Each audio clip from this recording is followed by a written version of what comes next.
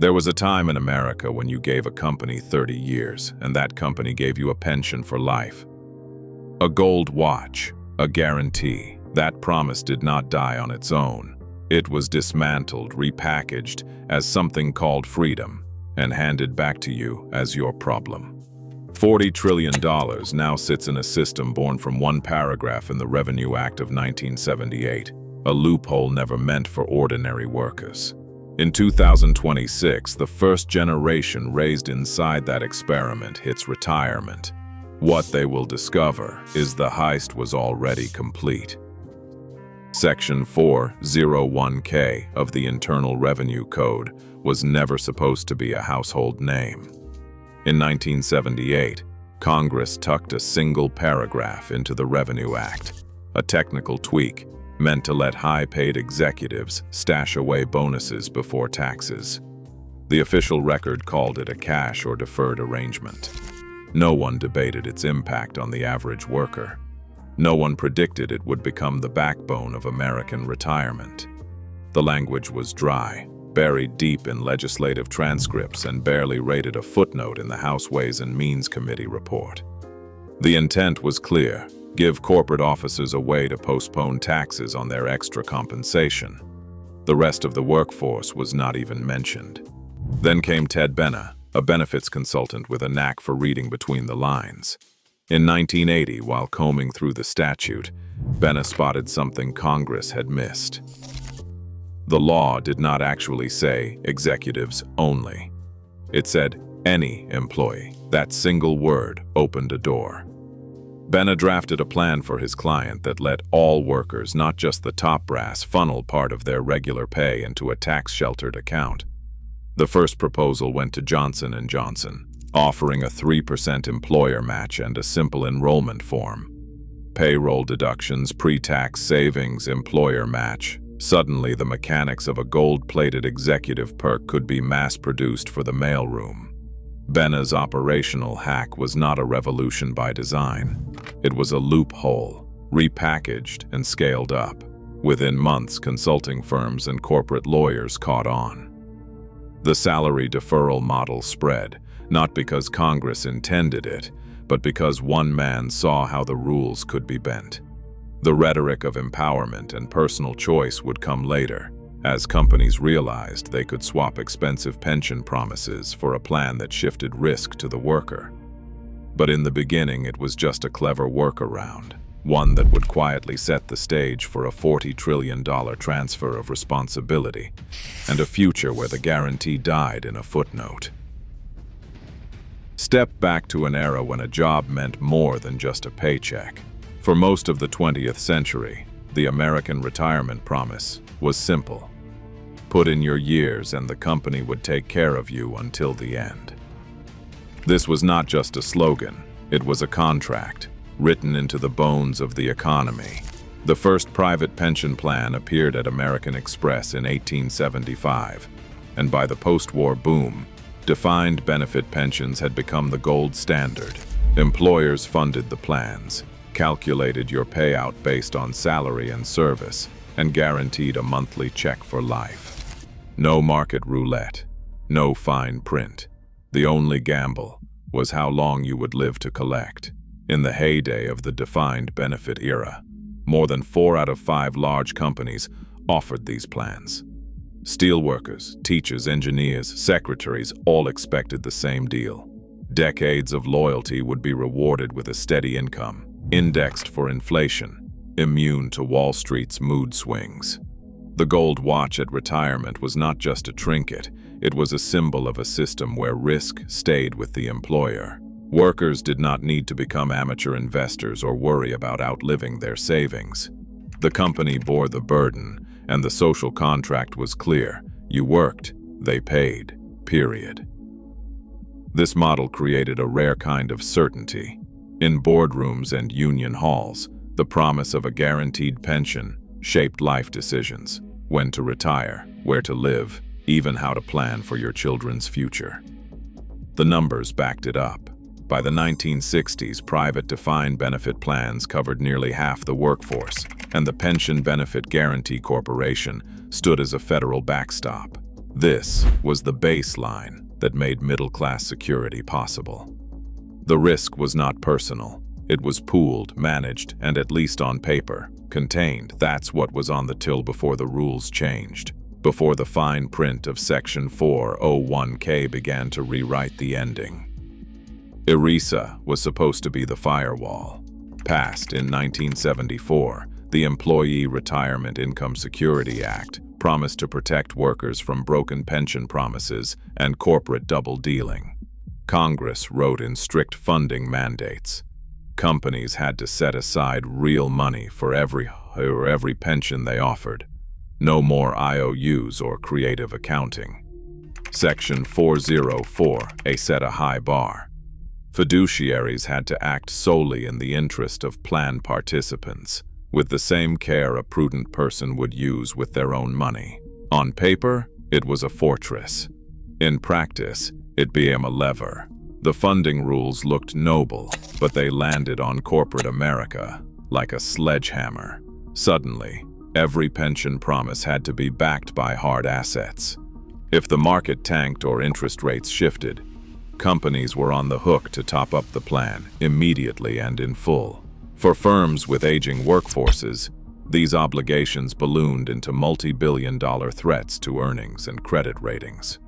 Boardrooms started to see pensions not as a benefit, but as a ticking time bomb. Legal teams scoured ERISA's language for a way out. The Department of Labor's guidance in the early 1980s quietly handed them the keys. A 401K plan could satisfy ERISA's fiduciary standards as long as it was technically a qualified plan. The magic trick was simple. Swap the defined benefit for a defined contribution, and the risk jumps from the company's books to the workers. No more lifetime guarantees, just a promise to deposit a percentage of pay and let the market decide the rest. The fiduciary duty didn't disappear. It just shifted from guaranteeing a payout to offering a menu of mutual funds.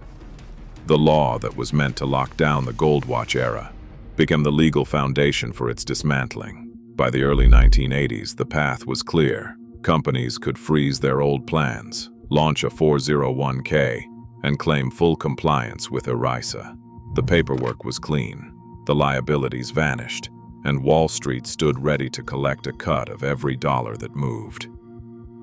What started as a shield for workers morphed into the crowbar that pried open the vault.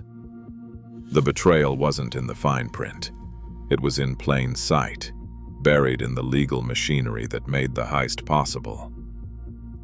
Freedom became the sales pitch, but it was never the product. The 401K rollout did not just swap a pension for a savings plan. It unleashed a marketing blitz that turned a massive liability dump into a story of personal empowerment. Human resources departments and plan providers papered over the loss of guarantees with slogans about taking control. It is your money, your future, your choice. The language dripped with promise, but the fine print told another story. The burden of planning, investing, and surviving the market now sat squarely on the workers' shoulders.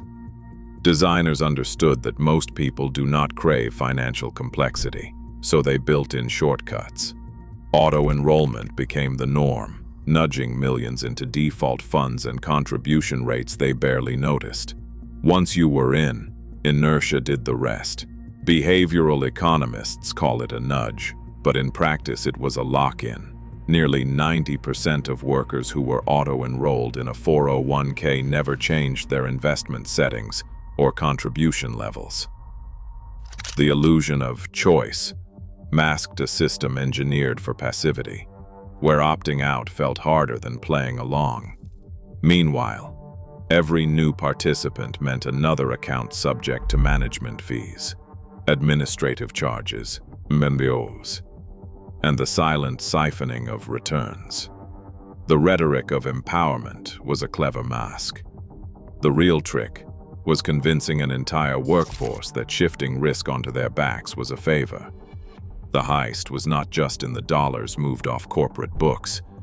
It was in the story told to make everyone cheer as it happened. $40 trillion. That is the size of the private retirement asset pool in America as of 2024, a sum larger than the annual gross domestic product of the United States and China combined. Every dollar in that ocean is a potential meal ticket for Wall Street. The hook is not just the sheer volume, but the way the system is engineered to siphon off a slice, year after year, through fees that most people never see coming. The average 401k plan charges about 1% annually for management and administration. That sounds innocuous, 1%, a rounding error. But the math is merciless. Over a 40-year career, that single percent compounds like a slow acid, eating away nearly a third of your total retirement savings. Start with $1 million in contributions and growth, and after 4 decades, the fee machine has quietly pocketed about $300,000 that should have been yours. John Bogle, the founder of Vanguard and the original low-fee crusader, called this out decades ago. In his words, in investing, you get what you don't pay for. Yet the system, by design, makes sure you pay and keep paying. Multiply that 1% by $40 trillion. And you get a silent, perpetual transfer of wealth from workers to the financial sector, all hidden behind the curtain of mutual funds, target date portfolios, and glossy plan statements. For the corporations that offloaded their pension promises, this is the perfect crime. The liability is gone, the risk is gone, and the fee machine keeps humming. The real genius was not in inventing a new investment product. It was in turning the American retirement dream into a decades-long annuity for Wall Street, funded by millions of workers who never stood a chance. Boardrooms didn't just stumble into the 401k revolution, they engineered it. Archival memos from the era read like blueprints for a getaway. Offloading liability was not a euphemism, it was the mission. Def 14, filings and executive summaries spell it out. Convert legacy pension promises into defined contribution plans, and the actuarial bomb vanishes from the books. Chief financial officers and pension committees pored over actuarial reports, running the numbers on projected savings. One leaked finance briefing at General Motors described the process as scrubbing pension debt to improve leverage ratios. Another at IBM called it a chance to unlock shareholder value. Wall Street did not miss a beat. When companies announced pension freezes or full conversions, analysts rewarded them with an immediate boost. 3 to 5% jumps in share prices, sometimes overnight. The market's message was clear: less liability, more profit. The cash that once backed retiree guarantees now fueled buybacks and dividend hikes. SEC filings show dividend payout ratios rising by double digits in the years after a plan freeze. Repurchase programs ballooned. One manufacturer funneled $800 million into stock buybacks within a year of terminating its defined benefit plan. The paper trail runs straight through proxy statements and compensation tables. As pension costs fell, executive pay shifted from long-term cash to stock options, tying leadership's fortunes to a lighter balance sheet. Consulting firms like McKinsey and BCG drafted white papers for boardrooms, praising the risk transfer and projecting annual savings of 3 to 5% of payroll. The corporate calculus was cold, deliberate, and well documented. Dump the liability, please the market, and let the worker shoulder the risk. Retirement used to mean a monthly check, steady as the sunrise. Now, it is a bet placed on the world's most unpredictable casino, the stock market. The 401k did not just hand workers a savings account. It handed them a seat at the table, chips in hand, staring down Wall Street's roulette wheel. In 2008, the illusion of control shattered. The S&P 500 plunged 38%.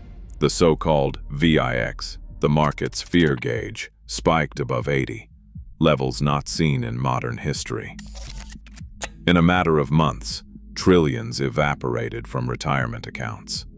Workers who had played by every rule, who had dutifully contributed, year after year saw decades of savings wiped out by forces they could not see, let alone influence. The devastation was not abstract. Retirees who planned to coast into their golden years found themselves back in the workforce, scanning barcodes or driving for rideshare apps. Sequence, risk, the nightmare of retiring just as the market tanks, became a household term. No company pension would have done this. The old system absorbed the shocks, and the new one makes you feel every jolt. The promise of investor freedom turned out to be a license to lose, with the fine print always favoring the house. In this game, the only guarantee is that the risk lands in your lap, and the market never apologizes when the dice come up snake eyes. The 4% rule once passed for gospel in the new world of self-managed retirement. William Bengen's 1994 study, the supposed anchor of certainty, promised that a retiree could safely withdraw 4% of their portfolio each year and never run out of money. The math looked bulletproof on paper. Bengen's calculations drew from decades of U.S. market data, assuming a neat 30-year glide path, steady inflation, and a classic 50-50 mix of stocks and bonds.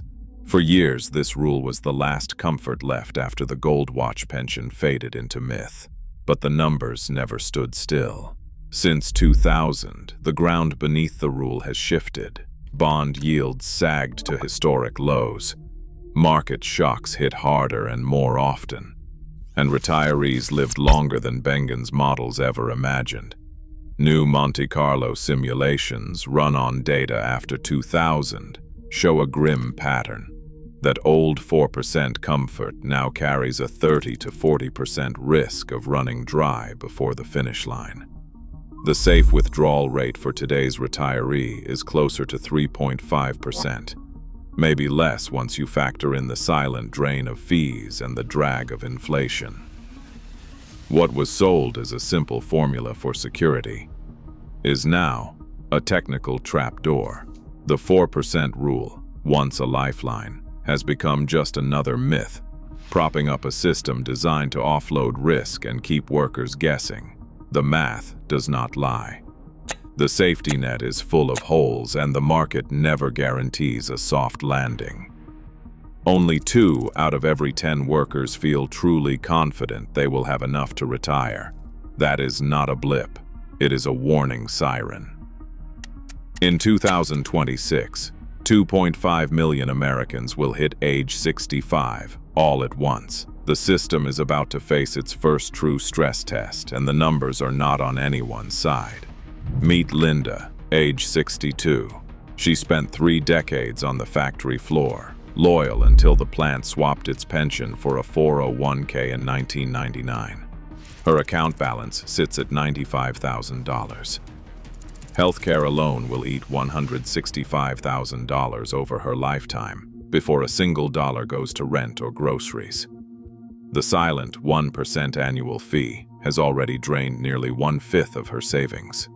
Linda's retirement plan now includes part-time gig work just to keep the lights on. Then there is Jamal, age 58, a former public school teacher. His modest pension got frozen in 2005, and the rest went into a 401k. He has managed to save $120,000. Under the so-called safe withdrawal rate, that is not enough.